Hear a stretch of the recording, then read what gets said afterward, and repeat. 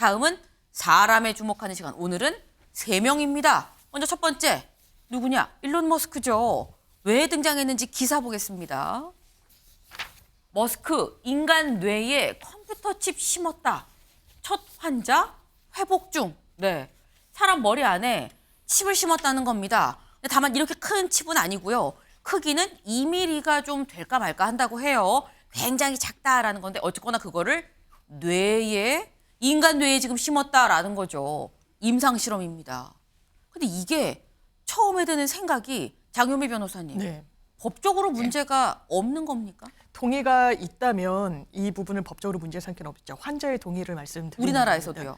예, 아마 그런데 이게 법이 그런 부분이 있습니다. 이를테면 뭐 이 난자 정자를 체외 수정으로 하는 부분들 그리고 네. 아버지를 모르는 경우들 우리나라는 입법이 제대로 정비되어 있지 않았던 게 있거든요. 그러니까 기술을 법이 쫓아가질 못하는 겁니다. 그러니까 이걸 단순히 불법이다, 합법이다라고 할 수 있는 그런 기준조차도 상당히 모호하고 애매하기 때문에 이 부분에 대해서도 관련 규제, 네. 법의 정비도 필요해 보입니다. 그러니까 사실 이게 지금 불법이다, 합법이다라고 얘기할 수 있는 영역이 아닌 굉장히 지금 선도적인 약간 그런 상황이 발생을 했다라는 말씀이신 거예요.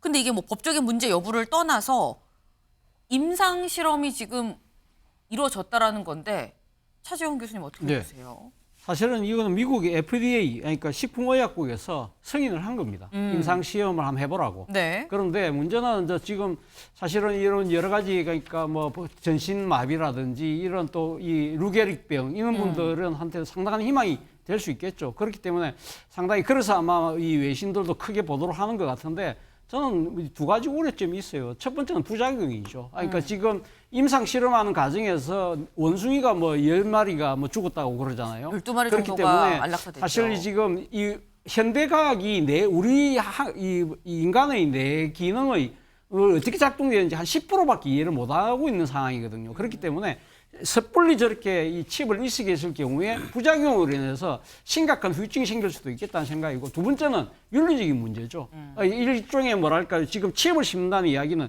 쉽게 말하면 나중에 AI까지 심을 수 있는 거 아니에요? 그럴 경우에 그럼 인간이 상당히 이 슈퍼 능력자도 나올 수 있는 그런 상황까지 갔을 경우에 그럴 경우는 어떻게 할 거냐, 이런 윤리적인 문제도 따져볼 대목이라는 것이죠. 네. 근데 지금 사실 이 하신 말씀이 뭐 SF 공상과학 얘기가 아닙니다. 실제로 칩 안에 그럼 AI 기능, 인공지능 기능이 있는 칩을 심었으면 어떻게 할 거냐라는 점까지 사실 이제는 정말 고려를 고민을 해봐야 되는 그런 시대가 됐다라는 생각이 좀 들어요. 네.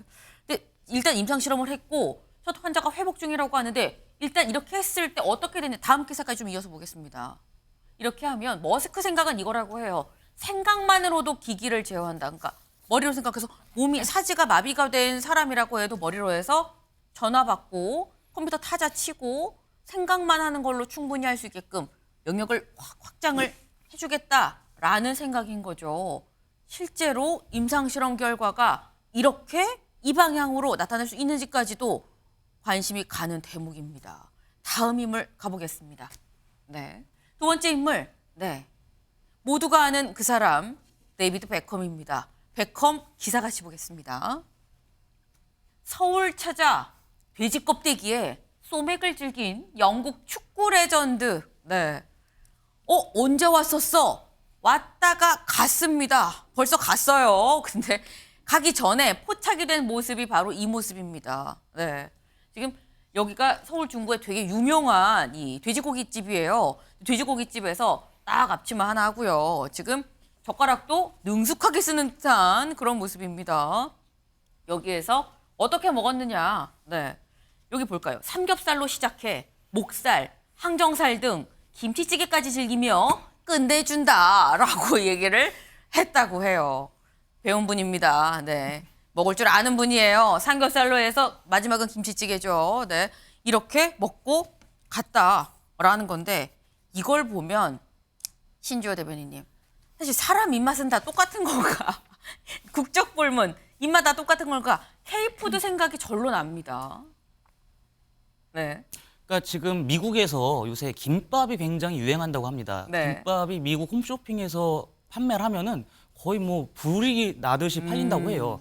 그러니까 저희가 사실 그동안에 K푸드 하면은 뭐 김치, 이런 식으로 해서 발효식품을 주로 홍보하고 했었는데 그런 것보다는 지금 외국인들의 선호도를 조사해 보면 돼지갈비나 뭐 삼겹살 그러니까 그런 식으로 약간 외국인 입맛에 맞는 뭐 짭짤하거나 달달한 그런 음식들이 또 유행을 하고 있기 때문에 네. 그런 식으로 또 한식의 다양화를 하는 것이 어떨까 하는 생각을 하고요. 그러니까 베컴이 지금 우리나라에 온 게 처음이 아니고 자주 온다고 합니다. 지금 네. 자신의 전용기를 타고 자주 온다고 하는데 전용기가 있군요. 베컴을 K푸드의 홍보대사로 저희가 위촉을 해서 전 세계를 돌아다니면서 K푸드의 그 위대함, 우수성을 조금 설파하도록 한번 부추겨 보면 어떨까 하는 그런 생각도 해봤습니다. 좋은 생각입니다.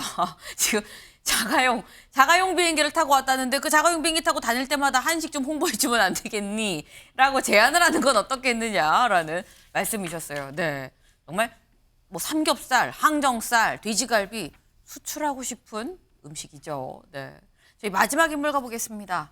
마지막 인물. 네, 김동연 지사입니다. 김동연 지사 오늘 왜 등장했는지 기사 같이 볼까요?